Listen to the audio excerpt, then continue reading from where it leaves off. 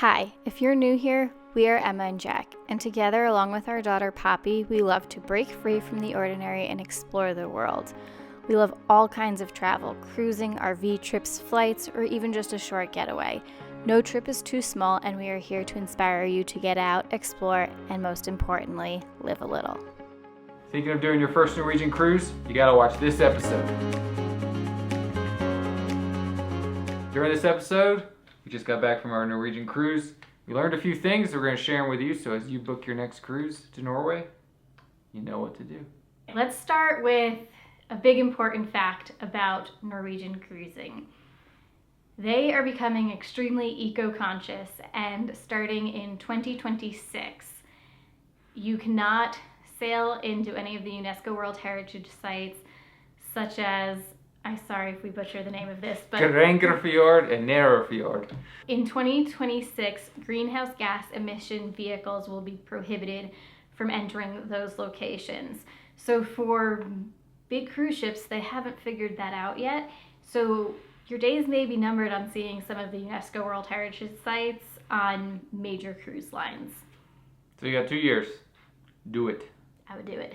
So more specificity on this. It needs to be a zero emission ship. So electric, hydrogen powered, things like that don't really exist on the size of the cruise lines that typically go to these. But there are some smaller ships that are quickly transforming into this to be able to keep going to Geiranger and Narrow Fjord. We'll put those names below.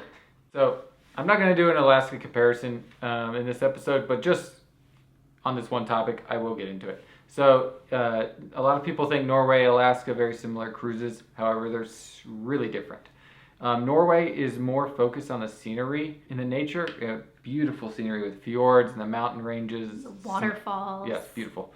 Alaska, you see a lot of wildlife. We didn't see any wildlife when we were in Norway, or very limited. Some birds, but that's about it. So if you're expecting wildlife, you will not see that as much in Norway. You will see whales, but you will not see many inland. Wildlife is a better term there.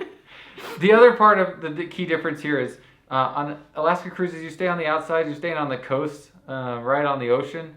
In Norway, you go pretty in the fjords, sometimes 30 to 50 miles inland from the shoreline. Or even more in some cases, yeah, depending on the location.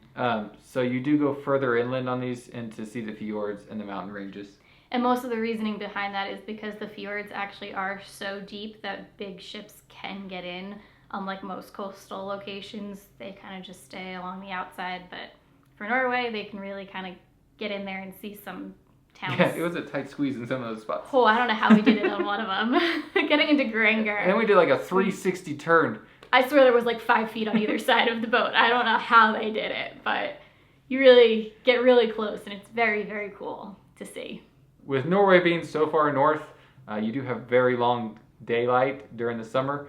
It does mean that during the winter they have very short daylight, if any. And so what that means is the cruise season for Norway is relatively short. It's May to September on the big cruise lines. They do offer cruises throughout the year on some other cruise lines that are native to Norway and some other premium cruise lines. However, the mainstream ones that we did, like Celebrity, May to September are the dates that are available. But perfect weather. I mean, it's still cold and rainy, but you have a lot of daylight for sure. Don't expect to see the northern lights if you're going to be doing it during the summer. The weather is perfect for a ginger.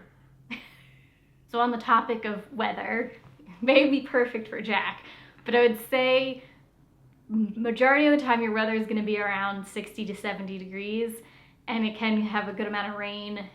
So just kind of keep that in mind if you're going to be packing for it. Bring lots of layers, raincoats, things like that. You don't need a heavy coat. Depending on how cold you get. Yeah, I guess if you're from like South Florida, you may need a heavy coat. If you're from Colorado, you don't need a heavy coat. And I mean, I'll say it's between 60s and 70s. It could also drop into like the high 50s, especially if you're at the beginning or end of that season. So. Yeah, and especially if you go to the top of the mountains, it can get cold. Mm-hmm.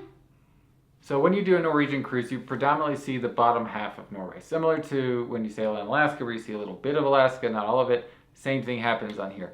There are examples where you see the entire point, or the entire coastline of Norway, and you can go all the way north of the Arctic Circle. And those are Hurtigruten and Havila are the ones that typically offer that. The mainstream lines will stay usually in the bottom half. However, that doesn't take away from the cruise at all. No, you still get to see some amazing sights. And I would say if you're going to do Norway, definitely do your research, because different cruise lines and different times, there's a lot of different cities to see. And just make sure when you're doing your research that you're going to the ones that you want to make sure that you wanted to see, and don't miss out on some of them, because there's a lot of different options that the major lines do. Yes, it's such a unique experience because every cruise line does different ports. So there's some overlap, but there's not that much overlap. Mm-mm. And in time of year too, it just kind of depends. Yeah, it's 100% worth it just to see the different ports. You may go every cruise line to see every port. One key thing to keep in mind is Norway is all about the experience of being in Norway. So with that comes excursions. Now, excursions in Norway are not cheap. They're very Norwegian. Expensive. But yeah. Worth it. Let me just be very clear there. But we would suggest you book them well in advance of your cruise. There are opportunities when you get ashore in most ports to do activities. There were a couple days where we did a tour on a bus around the city that we booked once we get off. I would say that like the bus-like kind of tours usually don't book up. You can definitely just book those right when you get off the boat. But some of the other things, like the more epic things or the... If you want to do the excursion where Emma's face looks like this, book it early. I'll tag it above. But if you want to do some of the crazier big excursions, book them early. They will be expensive. Those do tend to fill up.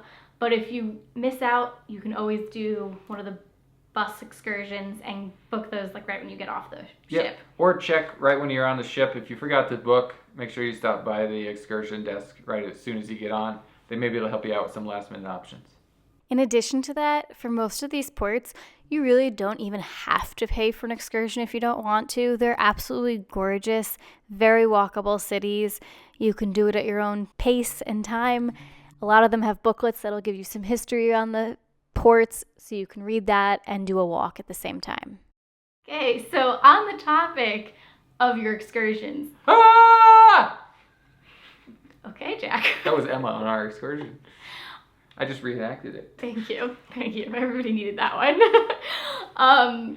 On the topic of your excursions, make sure you read the details and keep in mind when it says that it's moderate, Norwegian moderate is a little closer to US hard, I would say, or moderate to hard.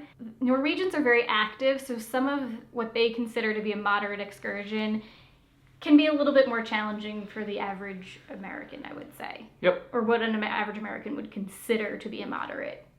Yeah, and some of them do offer kind of, if you find it too difficult while you're on the excursion, they do offer ways to lessen the load or make it a little easier for you.